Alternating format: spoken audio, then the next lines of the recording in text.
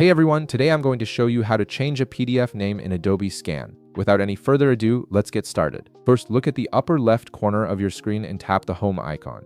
This will take you back to the main interface where all your scanned documents are stored and organized. Once you're on the home screen, you'll be able to see all your files in Adobe Scan displayed in a list or grid format. This is where all your scanned documents live, making it easy to browse through everything you've created with the app. Now, scroll through your files and find the one you want to rename. Take your time here to locate the exact document you're looking for, especially if you have multiple scans saved in your library. Once you've found the correct file, tap the More button on that file. This button is usually represented by 3 dots and gives you access to additional options and actions you can perform on the document. From the menu that appears, tap Rename.